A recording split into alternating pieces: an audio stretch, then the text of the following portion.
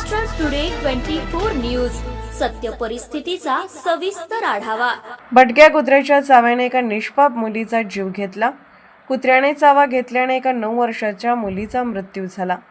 नालासोपारा येथे कुत्र्याने चावा घेतल्याने एका 9 वर्षाच्या मुलीचा रेबीजने मृत्यू झाला आहे। कशिश सहानी असे नाव असलेल्या या मुलीला 5 महिन्यांपूर्वी कुत्र्याने चावा घेतला होता, परंतु भीतीमुळे तिने आवश्यक लसीकरण करून घेण्यास नकार दिला होता।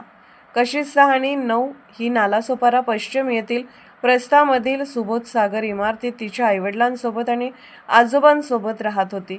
ती मदर मेरी शाळेत इयत्ता 4थीची विद्यार्थिनी होती। 5 महिन्यांपूर्वी कशिश तिच्या आजोबांसोबत घराजवळ फिरायला गेली होती। ती कुत्र्याला बिस्किट खाऊ घालत असताना कुत्र्याने तिला चावा घेतला।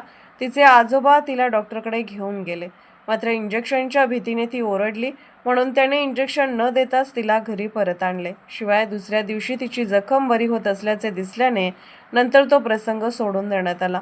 मात्र अवघ्या 4 दिवसांपूर्वी तिची प्रकृती अचानक खालावली। तिचे डोळेही लाल झाले। तिच्या कुटुंबियांनी तात्काळ कशिशला उपचारासाठी जवळच्या रुग्णालयात नेले। नंतर तिला उत्तम उपचारासाठी मुंबईतील कस्तुरबा रुग्णालयात हलवण्यात आले। दुर्दैवाने रविवारी रात्री उपचारादरम्यान तिचे निधन झाले। वसई विहार महानगरपालिकेच्या आरोग्य विभागाच्या वैद्यकीय अधिकारी डॉ. भक्ती चौधरी यांनी घटनास्थळाला भेट दिली। त्यांनी सांगितले की या भेटीदरम्यान मुलीच्या संपर्कात आलेल्या सर्वांची वैद्यकीय तपासणी केली जाईल, ज्यामध्ये तिचे पालक, परिसरातील मुले आणि इतर रहिवाशांचा समावेश आहे। माझं नाव श्रुती शेणय आहे। आमचं सोसायटी सुबोध सागर रेसिडेन्सी नालासोपारा वेस्टला 4th रोडला आहे। मी तिकडची सेक्रेटरी आहे। आमचं 5 विंग मध्ये ए विंग मध्ये ती मुलगी राहते, कशिश सहानी म्हणून। तिच्या आई वडील आजोबा बरोबर फॅमिलीमध्ये राहते। ती मदर मेरी शाळेमध्ये 4थी कक्षामध्ये शिकते।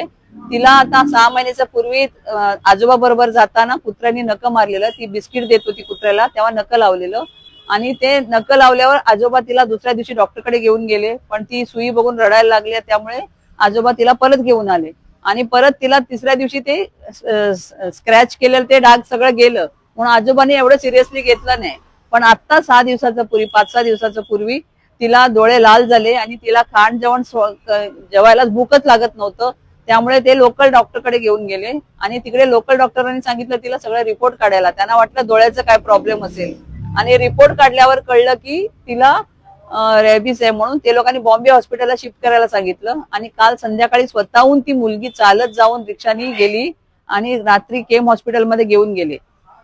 केम हॉस्पिटलमध्ये घेऊन गेल्यावर तिला तिकडे डॉक्टरांनी सगळं रिपोर्ट काढून परत ट्रीटमेंट चालू करताना काल रात्री मध्यरात्री तिचं मरण पावली ती मुलगी। तिचं बळी घेतलं आणि त्यामुळे सगळ्यांना एवढं शिकायला पाहिजे आता आई वडिलांसमोर मुलांनी काही लपवायचं नाही।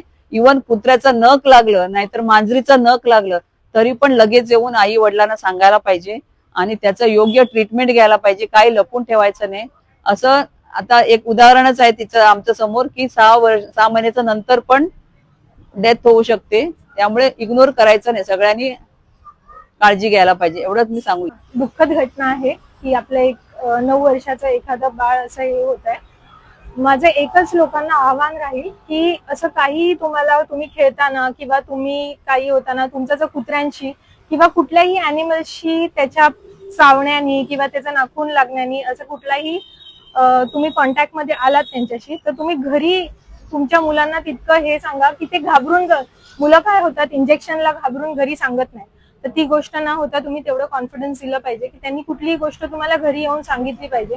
आणि प्लस आपले जेवढे पण आरोग्य सेंटर्स आहेत किंवा हॉस्पिटल्स आहेत तिकडे आपल्या सगळ्या सेंटर्सवर अँटी रेबीज वॅक्सिन्स अवेलेबल आहे, इम्युनोग्लोबिलिन अवेलेबल आहे। तर आपण असं काही झालं तर आपण इमिडिएटली आपले जे पण सेंटर्स आहेत तिकडे जाऊन पहिले डॉक्टरांना संपर्क करा आणि त्यांच्याकडनं ते चेक करून तुम्हाला कुठलं इंजेक्शनची गरज आहे ते घेऊन ती एक ट्रीटमेंट करून घेतली पाहिजे। महाराष्ट्र टुडे मराठीसाठी ब्युरो रिपोर्ट, नालासोपारा, पालघर।